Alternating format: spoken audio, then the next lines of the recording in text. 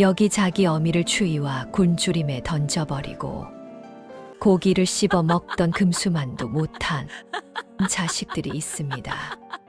추위와 곤주림으로 억울하게 죽은 시어머니는 원혼이 되어 구천을 떠돌고 유일하게 효도를 다했던 며느리의 몸속에 들어가게 되는데 49일 뒤 마을을 뒤흔든 소름 돋는 반전과 가슴 뻥 뚫리는 복수극. 지금 바로 시작합니다. 구독과 좋아요는 꼭 눌러주세요. 감사합니다. 살을 내는 듯한 부풍한 설이 몰아치던 정월 대보름 전야였습니다. 하늘에서는 한방눈이 쉴 새 없이 쏟아져 내렸고 땅은 꽁꽁 얼어붙어 발을 디딜 때마다 뽀드득 소리가 났습니다. 마을 사람들은 모두 따뜻한 아랫목에서 가족들과 둘러앉아 오곡밥을 나누며 묵은 나무를 씹고 있었습니다. 아이들의 웃음소리가 골목골목 울려 퍼지고 어디선가 북소리와 꽹과리 소리도 들려왔지요. 하지만 이 고을에서 제일 가는 기와집, 그 누구보다 부유하다는 광식네 집에서는 차마 눈 뜨고 볼 수 없는 끔찍한 광경이 벌어지고 있었습니다. 아이고 추워라. 광식아, 순이야. 애미가 배가 고파 눈앞이 안 보인다. 물이라도 한 모금만 다오. 제발.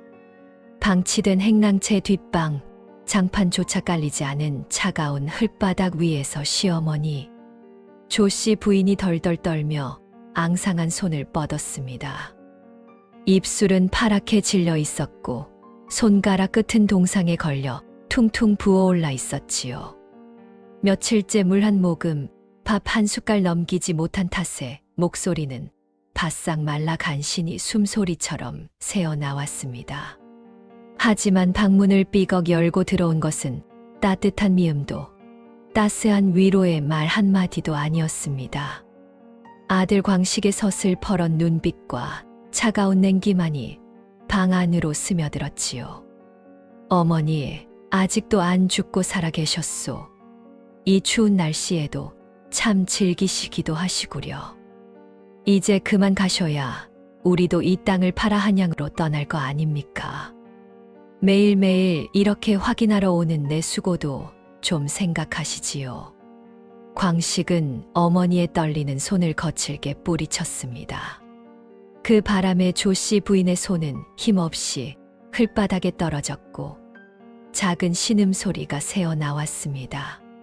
곁에 있던 딸 순이는 한술 더 떴지요. 머리부터 발끝까지 화려한 비단옷을 휘감은 순이는 고운 비단 수건으로 코를 막으며 날카로운 목소리로 소리쳤습니다. 아이고 냄새야. 이 방 안에 들어오면 옷의 냄새가 배어 못 쓰겠단 말이야. 오빠, 이 노인네 죽을 날만 기다리다가 내 청춘 다 가겠어. 한양 양반대 교수들은 벌써 비단 저고리를 3벌씩 해 입는다던데. 난 언제 한양 가서 제대로 된 옷 맞춰 입어보나 말이야. 밥 주지 마. 배부르면 더 오래 산단 말이야. 빨리 굶겨 죽여야 우리도 살지. 그들은 어머니를 이불 한 장 없는 냉방에 가둔 채 문에 못질까지 해버렸습니다. 쾅쾅쾅 못이 박히는 소리가 어둠 속에 울려 퍼졌고 조씨 부인의 가느다란 신음소리마저 그 소리에 묻혀버렸습니다. 그날 밤 칠 같은 어둠 속에서 조씨 부인은 며느리 옥분의 이름을 힘없이 부르며 서서히 몸이 굳어갔습니다. 창문 틈으로 들어오는 차가운 바람이 하얗게 입김을 만들었고 그 입김마저 점점 가늘어졌습니다. 옥분아, 착한 내 며느리 옥분아, 내가 있었더라면 내가 다음 날 아침 동이 트기 무섭게 옥부는 얼어붙은 산길을 헤치고 장터로 달려갔습니다. 품팔이로 모아둔 푼돈을 털어 시어머니께 드릴 약을 구하기 위해서였지요. 약방 주인은 돈이 모자라다며 면박을 주었지만 옥부는 무릎을 꿇고 사정했습니다. 제발 약을 주십시오. 시어머니께서 위독하십니다. 결국 약 한 첩을 얻어 품에 품고 눈길을 달려 돌아온 옥부는 집 앞에 다다라서야 뭔가 이상한 기운을 느꼈습니다. 행랑채로 달려간 옥부는 못질이 된 뒷방문을 보고 그 자리에서 까무러치게 놀랐습니다. 문틈마다 못이 박혀 있었고 안에서는 아무런 기척도 들리지 않았습니다. 손발이 덜덜 떨리기 시작했지요. 서방님, 서방님, 이게 대체 무슨 짓입니까? 어머니가 안에 계신데 문을 박다니요. 어머니, 어머니, 제가 왔습니다. 약 가지고 왔습니다. 옥분이 울부짖으며 두 손으로 못을 빼내려 하자 사랑채에서 걸어 나온 광식이 대뜸 옥분의 머리채를 휘어잡았습니다. 그리고는 힘껏 잡아당겨 마당으로 내팽개쳤습니다. 옥분의 몸이 눈 쌓인 마당바닥에 나뒹굴었고 품에 품었던 약봉지가 터지며 귀한 약재들이 흩어졌습니다. 인연이 어디서 서방님한테 대들어 감히 누구 앞에서 고함을 지르는 거야. 어머니는 이미 돌아가셨다. 노환으로 조용히 편안하게 가셨으니 너는 입 닥치고 제사나 준비해. 쓸데없는 소리 하지 말고 곡이나 하란 말이야. 아닙니다, 서방님. 절대 아닙니다. 어제까지만 해도 어머니께서 저랑 말씀을 나누셨는데 손을 꼭 잡으시며 옥부나 고맙다고 하셨단 말입니다. 이건 살인입니다. 어머니를 굶기고 얼려 죽인 겁니다. 옥분이 절규하며 대문 쪽으로 달려가 관아에 알리려 하자 안채에서 뛰어나온 시누이 순이가 번개같이 달려들어 옥분의 머리채를 잡아챘습니다. 그리고는 하얗고 고운 손으로 옥분의 뺨을 사정없이 후려쳤습니다. 한 번, 두 번, 세 번. 옥분의 입꼬리에서 피가 흘러내렸습니다. 살인이라고. 인연이 미쳤나? 정신 나간 거 아냐? 내년이 평소에 어머니를 구박하고 밥도 안 드리고 매질까지 해서 화병으로 돌아가신 거라고 동네방네 소문 다 냈어. 마을 사람들도 다 알아. 옥분이가 시어머니를 구박했다고 효부인 척하면서 뒤에서는 독한 년이라고 모두들 수군거린단 말이야. 어디서 감히 우리한테 죄를 덮어씌워. 내가 죽인 거지. 우리가 뭘 잘못했다고. 광식과 순이는 옥분을 마치 짐승 끌듯이 팔과 다리를 붙들어 질질 끌고 갔습니다. 옥분이 발버둥을 치며 비명을 질렀지만 소용없었습니다. 그들은 옥분을 마당 한쪽 구석진 곳에 있는 어두컴컴한 광으로 내동댕이 쳤습니다. 옥분의 몸이 광 안에 곡식 더미 위로 떨어졌고 곧이어 문이 쾅 하고 닫혔습니다.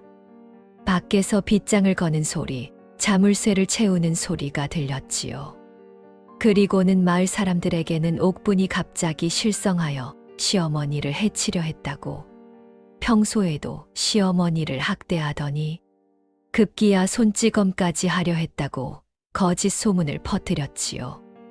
마을 사람들은 반신반의하면서도 광식네가 이 고을에서 제일 가는 부잣집이고 양반 가문이니 그 말을 믿는 척할 수밖에 없었습니다.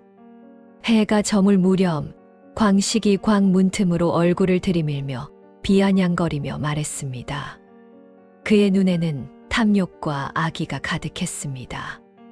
내년이 어머니 유산이 어디 있는지 실토할 때까지 물 한 모금 없을 줄 알아라. 어머니가 너한테만 몰래 금괴 위치를 알려줬다는 거 다 알고 있어. 내년이 어머니 임종 때 혼자 있었으니까 분명 어디다 숨겨놨다는 걸 말했을 거 아냐. 어서 불어. 안 그러면 너도 어머니처럼 이 광에서 굶어 죽을 줄 알아. 광 밖에서 순이의 목소리도 들려왔습니다. 언니, 고생 좀 하세요. 우리도 먹고 살아야 하잖아요? 금괴만 내놓으면 살려줄게요. 아니면, 어머니한테 가서 하소연이나 하시든지요. 옥부는 어둠 속에서 온몸을 부들부들 떨며 피눈물을 흘렸습니다. 손톱으로 광 바닥을 긁어대며 통곡했지만 그 소리는 두꺼운 광문 밖으로 새어나가지 못했습니다. 어머니, 억울해서 어찌 눈을 감으셨습니까? 이 금수만도 못한 놈들을 어찌해야 합니까? 하늘이시여 땅이시여, 이 원한을 어찌 풀어야 합니까? 죄 없는 제가 이렇게 갇혀 죽어가는데 저 악한 자식들은 떵떵거리며 살아간단 말입니까? 시어머니가 돌아가신 지 고작 사흘째 되던 날이었습니다. 아직 초상도 제대로 치르지 않았고 영정도 마련되지 않은 상황이었지요. 그런데 광식과 순이는 상복은커녕 평소보다 더 화려한 옷을 차려입고 대청마루에 온갖 진수성찬을 차려놓았습니다. 붉은 살코기가 그득한 고기 반찬, 기름에 튀긴 생선, 막걸리와 청주까지. 마치 잔칫날이라도 되는 양상을 가득 채웠습니다. 오빠, 이제 이 집도 우리 거고 저 들판 너머 논밭도 다 우리 거야. 뒷산. 밤나무 밭까지 합치면 대단한 재산이라고. 그 노인네 진작 죽었어야 했는데 이제야 죽다니? 속이 다 시원하네. 답답해서 미칠 뻔했다니까. 순이는 기름에 윤기가 흐르는 닭다리를 양손으로 뜯으며 깔깔거렸습니다. 입가에 기름이 질척 묻었지만 아랑곳하지 않고 연신 음식을 입에 집어넣었지요. 광식은 술잔을 높이 쳐들어 올리며 만족스러운 웃음을 지었습니다. 그렇고 말고 어머니께서 얼마나 오래 사셨어.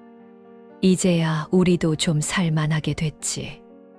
내일 당장 한양 가서 저택이나 하나 알아봐야겠어. 이 촌구석에서 언제까지 썩고 있을 거야. 이제 저 미친 며느리년만 처리하면 모든 게 끝이다.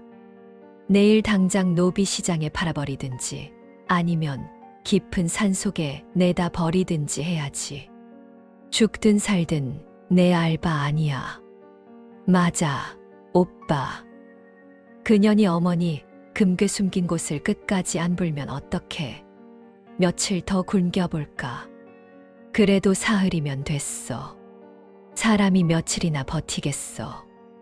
내일 아침에 가서 마지막으로 물어보고 그래도 안 불면 그냥 처분해버리는 거야. 그들의 거침없는 웃음소리가 마당을 가로질러 담장을 넘어갔습니다. 달빛도 구름에 가려진 어둡고 음산한 밤이었습니다. 그때 마당 한편 구석진 곳에 있는 광에 갇혀있던 옥분에게 기이하고도 섬뜩한 일이 일어나기 시작했습니다. 사흘 동안 물 한 모금 마시지 못하고 곡식 한 톨 입에 대지 못한 옥분은 이미 기력이 바닥난 상태였습니다. 의식이 흐릿해지고 숨소리마저 가늘어졌지요. 그런데 갑자기 옥분의 몸이 부르르 떨리기 시작했습니다. 처음에는 작은 경련처럼 시작되더니 점점 더 격렬하게 온몸이 흔들렸습니다.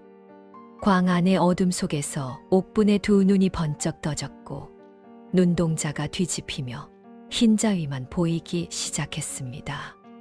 그리고 옥분의 입에서 뽀얀 김이 피어오르기 시작했습니다. 추운 겨울이었지만 그 김은 단순한 입김이 아니었습니다. 마치 얼음장 같은 냉기가 입속에서 뿜어져 나오는 것 같았지요. 옥분의 얼굴은 창백하게 변했고 입술은 파랗게 질려갔습니다. 광 안의 온도가 순식간에 급격히 떨어지기 시작했습니다. 숨을 쉴 때마다 입에서 나오는 김이 하얗게 피어올랐고 광의 나무 벽에는 송송서리가 끼기 시작했습니다. 벽에 매달린 거미줄에도 바닥에 떨어진 지푸라기에도, 심지어 공중에 떠 있는 먼지에도 얼음 결정이 맺혔습니다. 한겨울의 광안이 갑자기 얼음 창고처럼 변해버린 것입니다. 그리고 옥분의 입에서 분명 옥분의 목소리가 아닌 싸늘하게 식어버린 시어머니 조씨 부인의 목소리가 천천히 또렷하게 흘러나오기 시작했습니다. 그 목소리는 나이 든 노파에 떨리는 목소리였고, 무덤 속에서 울려 퍼지는 듯한 섬뜩한 울림이 담겨 있었습니다. 광씨가, 순이야, 애미가 왔다. 배가 고프구나. 너희들이 차려놓은 그 맛있는 고기, 그 따뜻한 밥, 애미도 먹고 싶구나. 사흘째 굶고 있으니 배가 너무 고파서 눈앞이 깜깜하구나. 광식과 순이가 대청마루에서 술판을 벌이며 옥분을 노비 시장에 팔아치울 군기를 하고, 어머니의 재산을 어떻게 나눠 가질지 계산하며 낄낄거리던 바로 그 시각이었습니다. 어둠이 짙게 깔린 마당 한편, 굳게 잠긴 광문 밖에서 갑자기 웬 노승의 지팡이 소리가 또렷하게 들려왔습니다. 탁, 탁, 탁.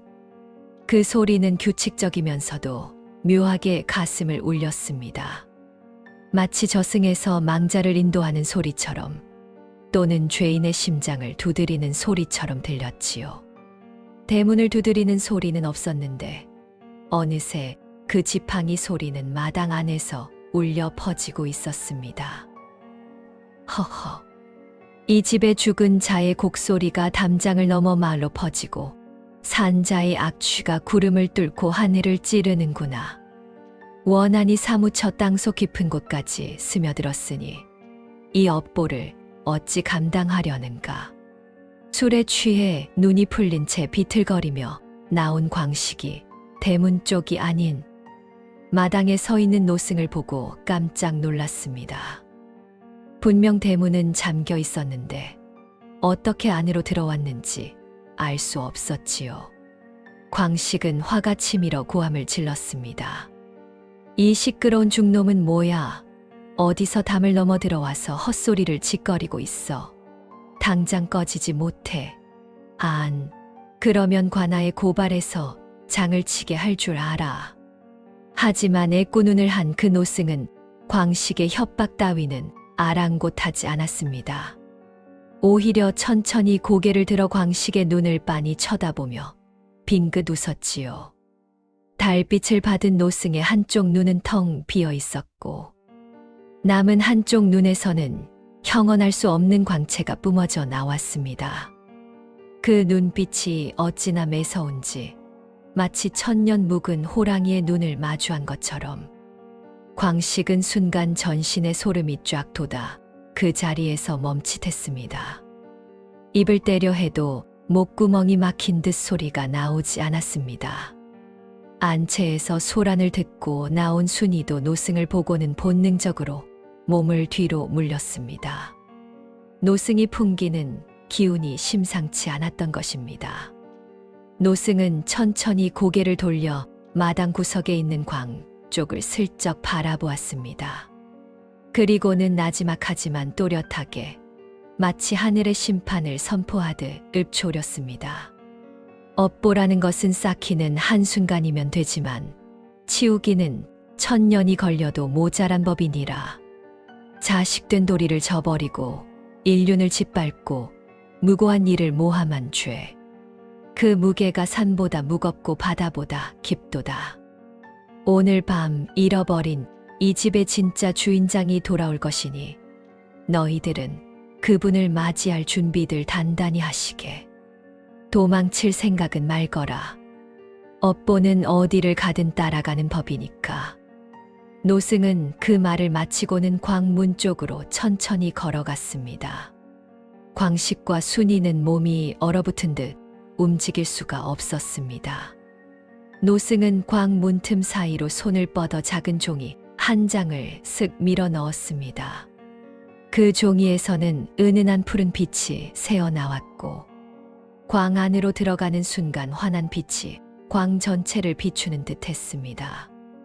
이것은 죽은 자를 편히 쉬게 하고 살아있는 자에게 정의를 되찾게 하는 부적이니라. 오늘 밤이 지나면 모든 것이 제자리를 찾을 것이로다. 그 말을 남기고 노승은 달빛 속으로 천천히 걸어갔습니다. 한 걸음, 두 걸음. 그러더니 마치 안개가 흩어지듯 연기가 사라지듯 노승의 모습이 점점 희미해지더니 완전히 사라져 버렸습니다.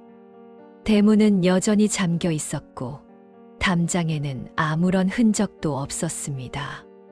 그것은 다름 아닌 귀신을 부르는 것이 아니라 억울하게 죽은 원혼의 힘을 빌려 세상의 부정과 악을 정화하고 진실을 밝혀내는 신묘한 부적이었습니다. 그 부적은 1000년 동안 깊은 산속 암자에서 전해 내려온 것으로 오직 원한이 극에 달했을 때만 그 힘을 발휘한다고 전해지는 보물이었지요. 광식과 순이는 그제야 몸을 가눌 수 있게 되었지만 두 사람의 얼굴은 창백하게 질려 있었고 등줄기에는 식은땀이 줄줄 흘러내렸습니다. 광 안에서 부적을 손에 쥐는 순간 옥분의 몸에 조씨 부인의 원혼이 완전히 깃들었습니다. 처음엔 손끝이 저릿저릿하더니 이내 차가운 기운이 팔을 타고 온몸으로 퍼져나갔지요. 옥분의 눈동자가 흔들리며 점점 초점을 잃어갔고 입술은 파랗게 질려갔습니다. 낮게 신음을 토하며 옥분의 몸이 부들부들 떨리기 시작했습니다. 그녀를 묶고 있던 밧줄이 팽팽하게 당겨지며 삐걱거렸지요. 그러더니 갑자기 옥분의 눈이 번쩍 떠졌습니다. 하얗게 변한 눈동자, 그것은 더 이상 옥분의 눈이 아니었습니다. 옥분은 팔에 힘을 주었습니다. 그러자 밧줄이 종이장 끊듯 툭툭 끊어지며 사방으로 흩어졌지요. 멀쩡한 새끼줄이 마치 썩은 지푸라기처럼 손쉽게 끊어진 것입니다. 옥분은 천천히 일어서서 광문을 밀었습니다. 잠긴 빗장이 저절로 덜컹 풀리며 문이 스르륵 열렸습니다. 달빛이 광 안을 비추자 옥분의 그림자가 길게 마당에 드리웠습니다. 그 그림자는 이상하게도 옥분의 모습이 아닌 허리가 굽은 노파의 형상을 하고 있었지요. 한밤중 갈증이 난 순이가 우물가로 나왔다가 소스라치게 놀라 자빠졌습니다. 광문이 활짝 열려 있고 옥분이 소복 차림으로 우물가에 서서 바가지를 들고 있었기 때문입니다. 순이는 눈을 의심했습니다. 분명 오빠가 단단히 묶어 광에 가둔 옥분이었습니다. 그런데 그 계집이 멀쩡히 우물가에 서서 물을 길어 올리고 있다니요. 더욱 섬뜩한 것은 옥분의 움직임이었습니다. 평소의 경쾌한 모습과는 달리 마치 오래된 노인처럼 허리를 굽힌 채 느릿느릿 움직이고 있었던 것입니다. 너 어떻게 나왔어? 오빠. 순이가 비명을 질렀습니다. 이 미친년이 광에서 나왔어. 빨리 나와. 방문이 벌컥 열리며 광식이 몽둥이를 들고 뛰어나왔습니다. 잠옷 차림의 머리는 산발한 채였지만 손에 쥔 몽둥이만큼은 단단해 보였지요. 인연이 정말 광식이 옥분에게 달려들려는 순간이었습니다. 옥분이 고개를 천천히, 아주 천천히 돌렸습니다. 삐걱삐걱 마치 녹슨 문짝이 열리는 것 같은 소리가 들리는 듯했지요. 그 순간 두 남매는 그 자리에서 얼어붙었습니다. 옥분의 눈동자가 백태가 낀 것처럼 희부연하게 변해 있었습니다. 마치 삶아놓은 달걀의 흰자위처럼 눈동자 전체가 뿌연 흰색으로 변해 있었던 것입니다. 게다가 그 입에서 나오는 목소리는 옥분의 것이 아니었습니다. 생전 시어머니의 그 쇳소리 섞인 차갑고 날카로운 목소리였지요. 순이야. 옥분의 입에서 시어머니의 목소리가 흘러나왔습니다. 순이는 온몸에 털이 곤두서는 것을 느꼈습니다. 물이 참 차구나. 옥분하니 시어머니는 바가지에 담긴 물을 천천히 들어 올렸습니다. 내 놈들이 나를 가둔 방바닥보다 더 차가워. 그 말에 순이의 얼굴이 하얗게 질렸습니다. 생전에 시어머니를 가뒀던 그 방, 겨울에도 불 한 번 지피지 않았던 그 찬 방바닥이 떠올랐기 때문입니다. 이 인연이 광식이 벌벌 떨리는 손으로 몽둥이를 휘두르려 했습니다. 하지만 발이 땅에 붙은 듯 움직이지 않았지요. 그는 억지로 용기를 내어 몽둥이를 머리 위로 치켜들었습니다. 내가 무슨 귀신이든 뭐든 간에. 그때였습니다. 옥분이 손을 살짝 내저었습니다. 그저 파리를 쫓듯 가볍게 손을 흔든 것뿐이었지요. 휘잉. 갑자기 어디선가 거센 강풍이 몰아쳤습니다. 한여름 밤인데도 한겨울 북풍처럼 차갑고 매서운 바람이었습니다. 광식의 몸이 마치 지푸라기처럼 공중으로 날아올랐습니다. 으아아. 광식은 비명을 지르며 마당을 가로질러 날아가 구석의 장독대에 쿵 하고 부딪혔습니다. 항아리 몇 개가 와르르 깨지며 된장과 간장이 쏟아져 나왔지요. 광식은 신음하며 몸을 일으키려 했지만 온몸이 쑤셔서 움직일 수가 없었습니다. 오빠. 순이가 오빠에게 달려가려 했지만 옥분 시어머니의 차가운 시선이 그녀를 향하자 발이 얼어붙었습니다. 옥분은 천천히 걸어와 마루에 올라앉았습니다. 그 모습은 영락없이 생전 시어머니가 마루에 앉아 며느리를 구박하던 모습 그대로였지요.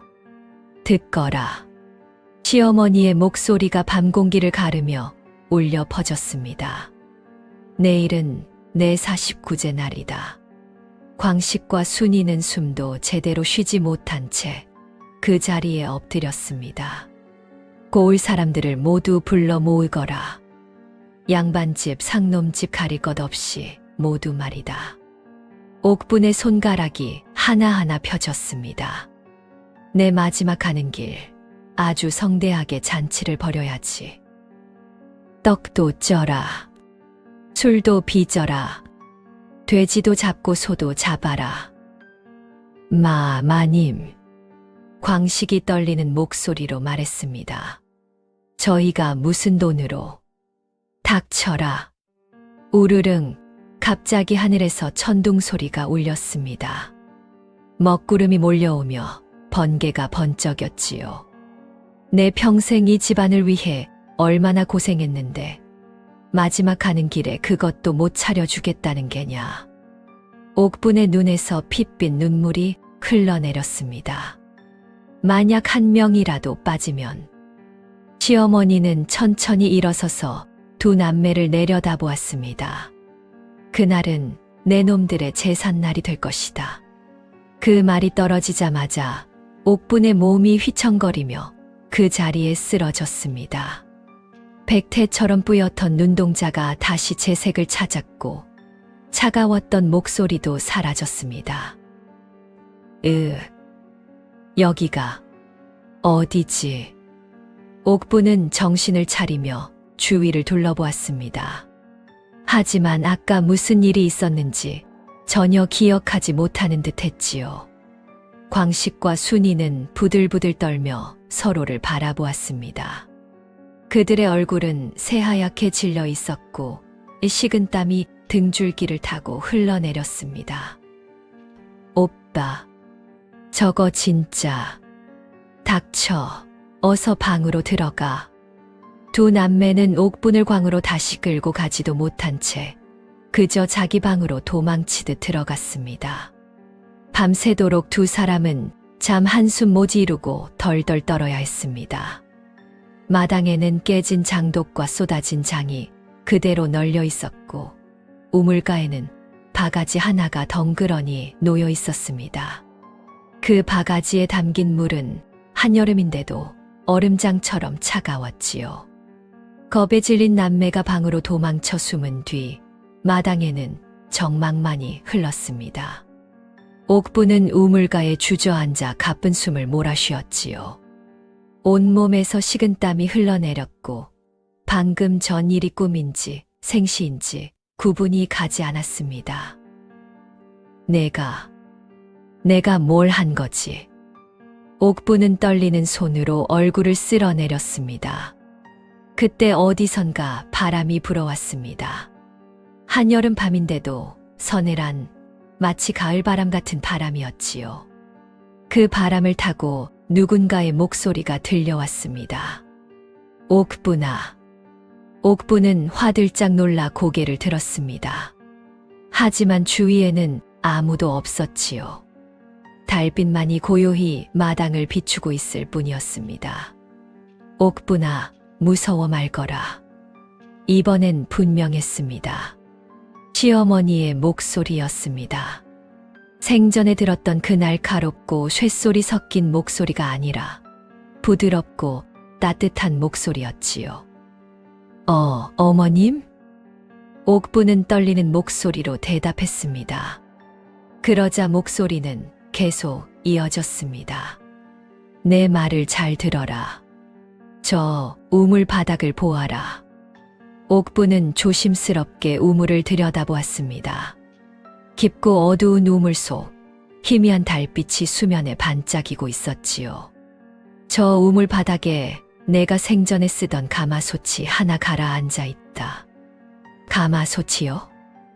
옥부는 눈을 가늘게 뜨고 우물 속을 들여다보았습니다.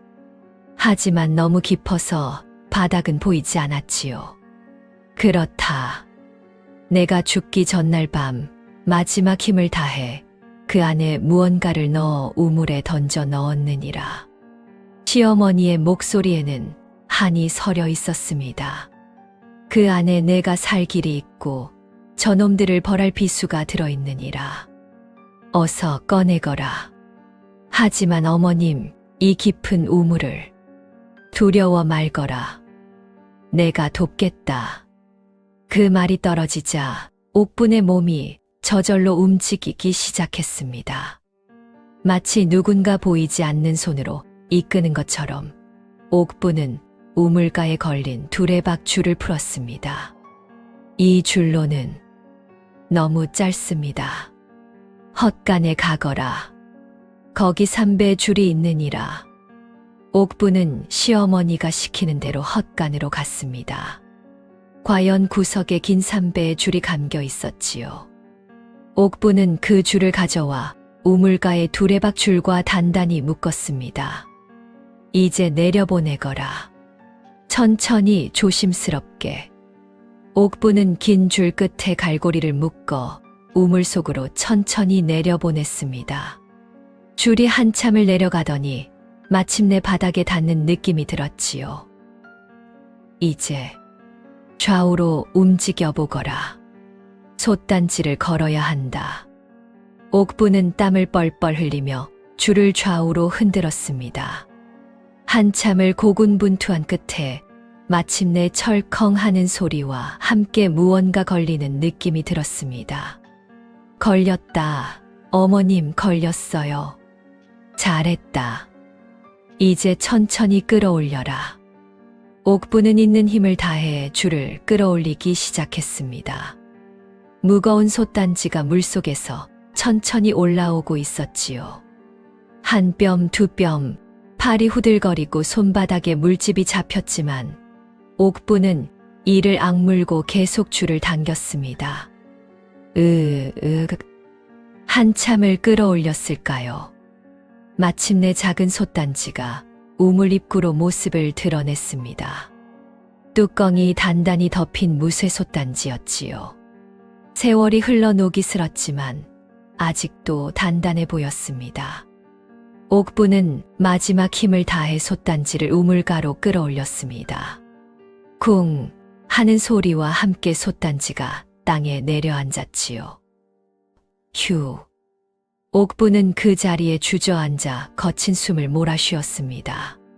손바닥을 보니 피가 배어 나오고 있었습니다. 하지만 그럴 겨를이 없었지요.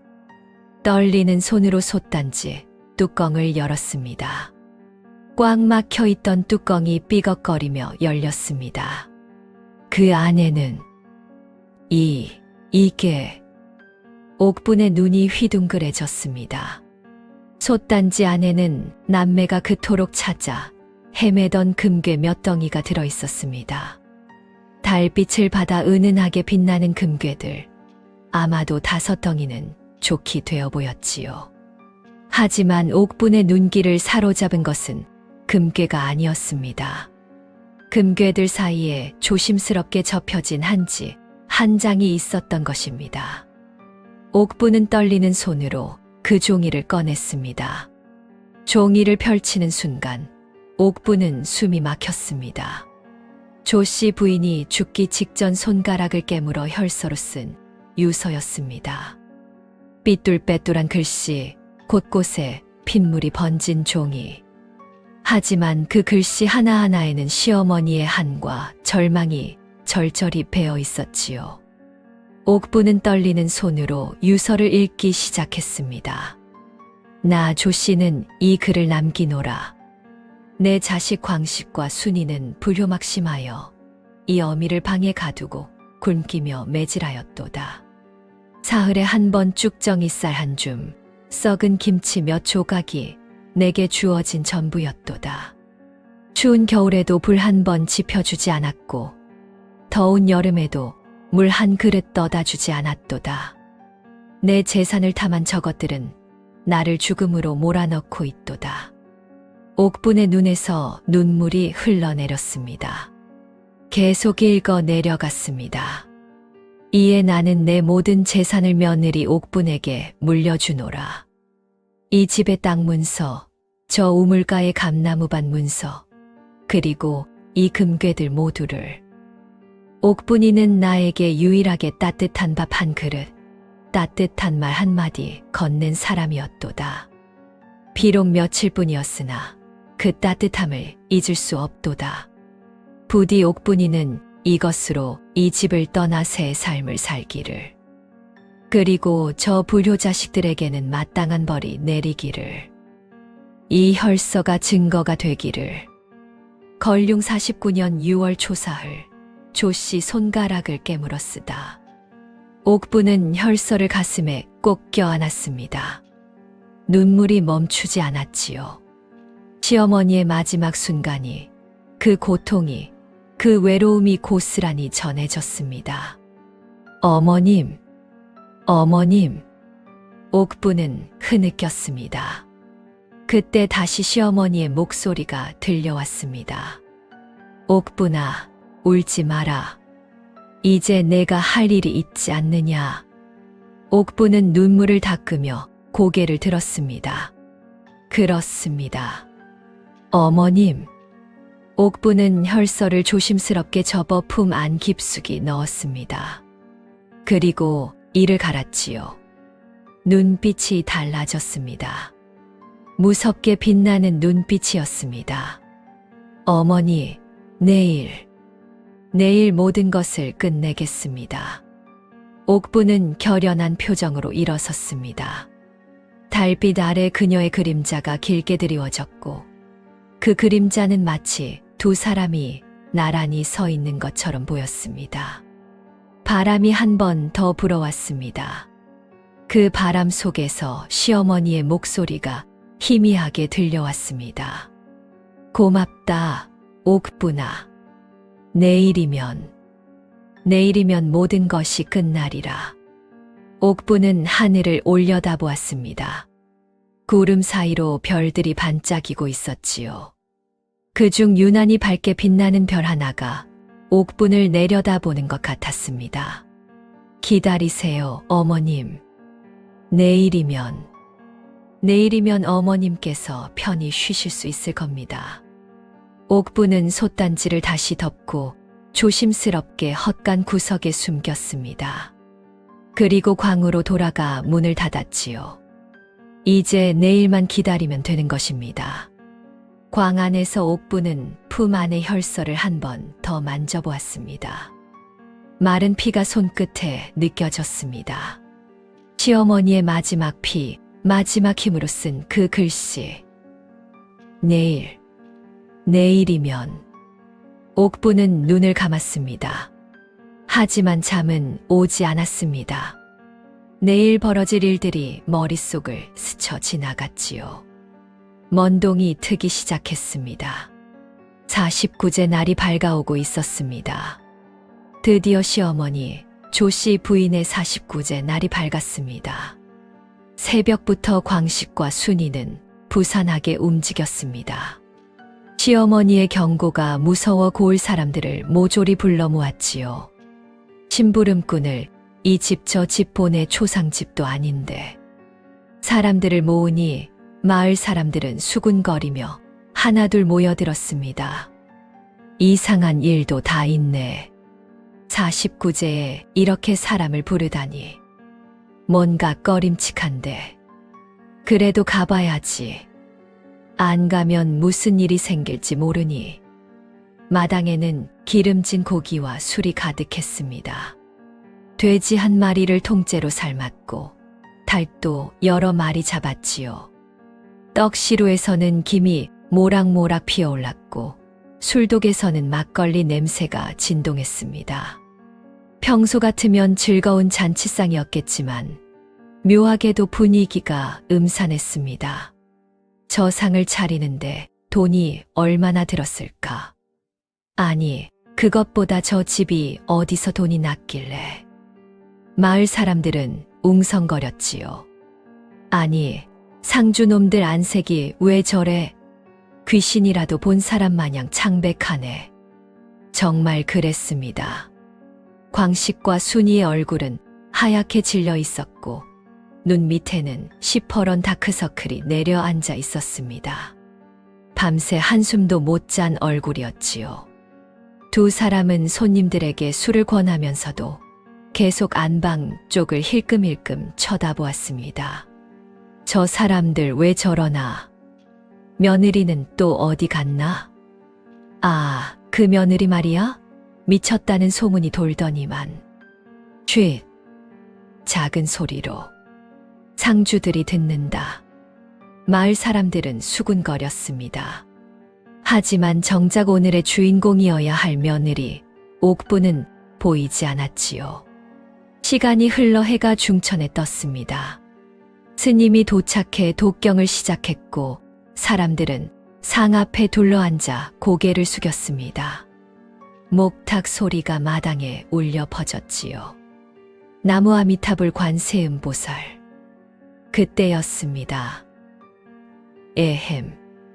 낮은 기침 소리가 들렸습니다. 독경 소리가 뚝 끊겼고 사람들이 일제히 그쪽을 돌아보았지요.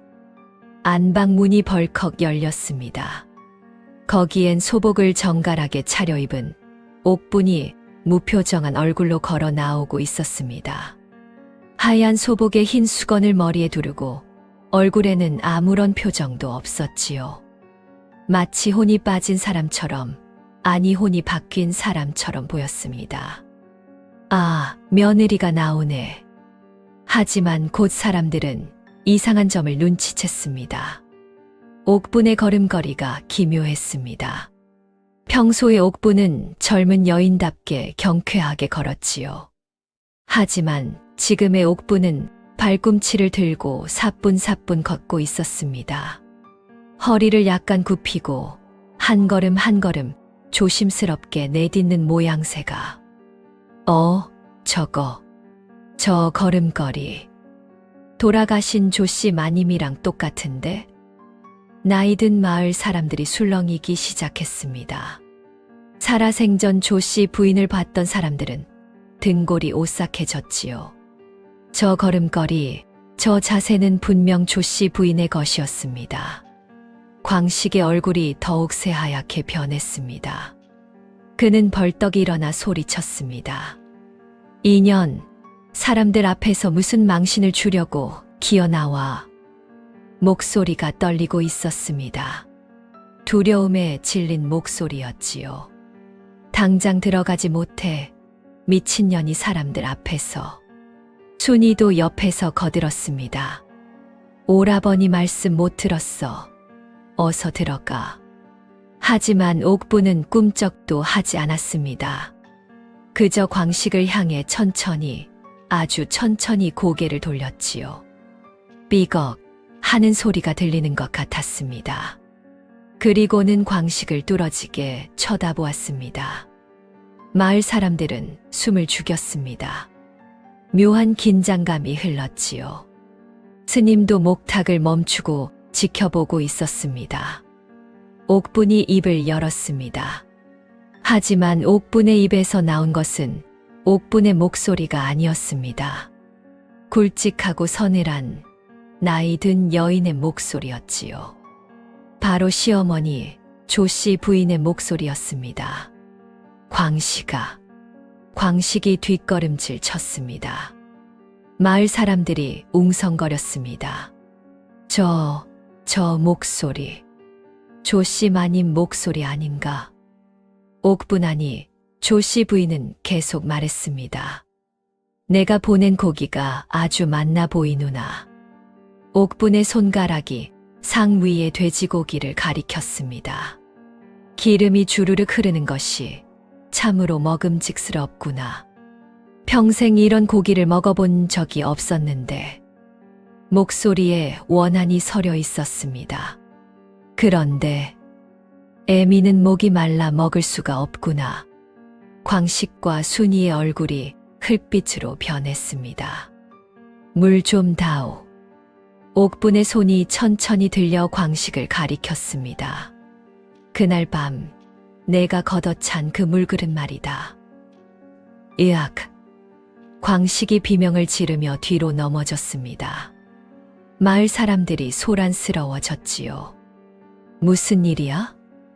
물그릇을 걷어찼다니 그게 무슨 소리야?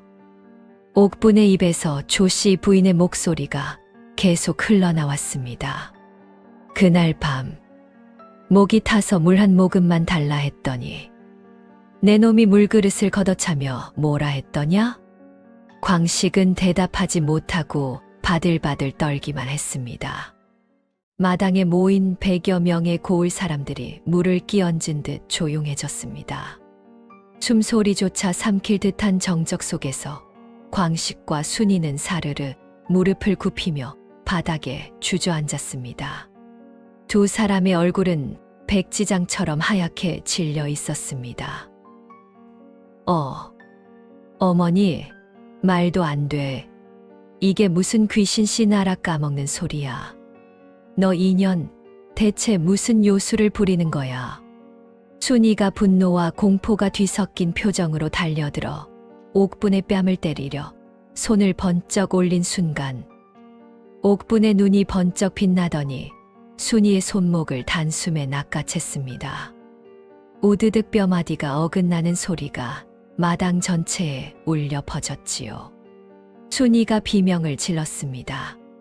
순이야, 애미 재산은 그렇게도 탐나고 애미 시체는 꼴도 보기 싫더냐. 내가 죽기 전 마지막으로 내 치마폭을 붙잡았을 때 내가 뭐라고 했지.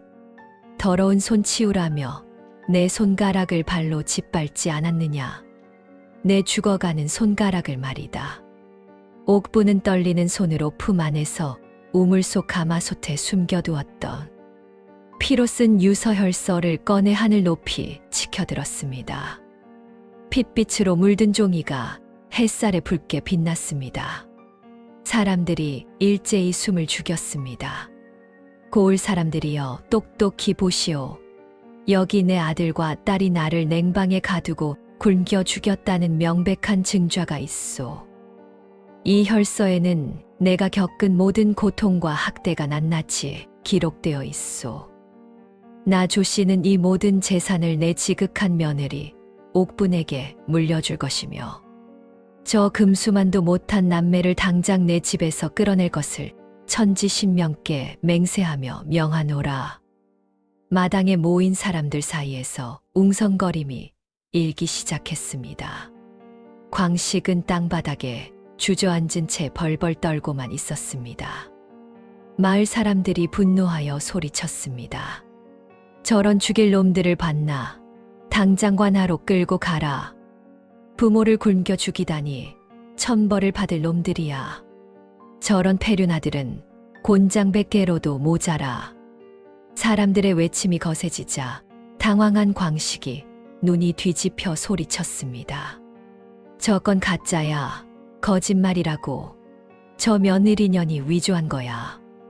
광식은 혈서를 뺏으려 옥분에게 발광하듯 달려들었습니다.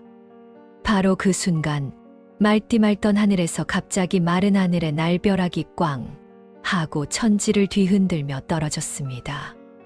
귀청이 찢어질 듯한 천둥 소리와 함께 번개가 내리쳤습니다. 벼락은 정확히 광식과 순이 사이의 마당 바닥을 강타했고 엄청난 충격으로 땅바닥에 깊은 구멍이 파였습니다. 두 남매는 그 충격으로 나동그라지며 마당 구석 똥통에 거꾸로 처박히고 말았지요. 쿵, 철퍽. 으악, 살려줘. 아이고, 더러워. 오물이 온몸에 범벅이 된 채 빌빌거리며 기어 나오는 남매 앞에 옥분이 천천히 다가갔습니다. 아니, 시어머니의 원혼이 마지막 남은 힘을 모두 내어 그들을 내려다보았습니다. 그 눈빛에는 한맺힌 슬픔과 분노가 소용돌이치고 있었습니다. 내 돈 한 푼, 내 땅 한 평도 너희 놈들에게 절대 주지 않겠다. 너희는 평생 동안 거리를 떠돌며 구걸하고 길바닥에서 비참하게 썩어갈 것이다. 이것이 바로 어미를 굶겨 죽이고 버린 불효막심한 자식들의 운명이다. 옥분의 몸에서 희뿌연 연기가 소용돌이치며 빠져나가는 듯 하더니 옥분은 실오라기 같던 마지막 기운마저 다한 듯 그대로 정신을 잃고 털썩 쓰러졌습니다. 동시에 관아에서 급히 출동한 포졸들이 말을 달려 마당으로 들이닥쳤습니다. 포졸들은 오물투성이가 되어 바들바들 떨고 있는 광식과 순이를 개 끌듯 끌고 가기 시작했습니다. 두 남매는 발버둥 치며 애원했지만 아무도 그들의 말에 귀 기울이지 않았습니다. 이놈들, 부모를 굶겨 죽인 패륜아들을 당장 옥에 가둬라. 마을 사람들의 저주 섞인 외침 속에서 남매는 끌려갔습니다. 정신을 잃었던 옥분이 눈을 뜬 것은 그로부터 사흘 뒤였습니다. 따뜻한 햇살이 창문을 통해 부드럽게 비치는 안방, 시어머니가 생전에 가장 아끼던 고운 비단 이불 위였지요. 옥분이 천천히 눈을 뜨자 곁을 지키던 마을 사람들이 안도의 한숨을 내쉬었습니다. 마을 사람들은 옥분을 하늘이 낸 효부, 천년에 한 번 나올까 말까 한 지극한 며느리라 칭송하며 밤낮으로 정성껏 간호했습니다. 죽 한 술, 물 한 모금도 정성을 다해 올렸지요. 며칠 후 관아의 판결이 내려졌습니다. 그 판결은 준엄했습니다. 부모를 살해한 패륜아 광식과 순이는 전 재산을 몰수당하고 곤장 100대를 맞은 뒤 가장 척박하고 거친 변방의 노역형에 처해졌습니다. 사약을 내리지 않은 것은 오히려 자비였습니다. 그들은 평생을 굶주림과 추위, 고된 노동 속에서 자신들이 저지른 끔찍한 죄를 곱씹으며 비참하게 살아가게 되었지요. 그들이 어머니에게 저질렀던 그 고통을 고스란히 되돌려 받으며 말입니다. 옥분은 시어머니의 유서대로 모든 재산을 물려받았습니다. 넓은 땅과 기와집, 곳간 가득한 곡식까지 모두 옥분의 것이 되었지요. 하지만 옥분은 가장 먼저 시어머니를 양지 바르고 경치 좋은 곳에 정성껏 다시 모시고 최고의 상여와 제물로 성대하게 장례를 치렀습니다. 그리고 매달 정성껏 제사를 올렸습니다. 제사가 끝나던 어느 보름날 밤, 옥분의 꿈에 시어머니 조씨 부인이 나타났습니다. 이번에는 무서운 귀신의 모습이 아니라 눈부시게 하얀 비단옷을 입고 따뜻하게 미소 짓는 인자한 모습이었지요. 마치 살아생전 건강하고 행복했던 그때의 모습처럼 말입니다.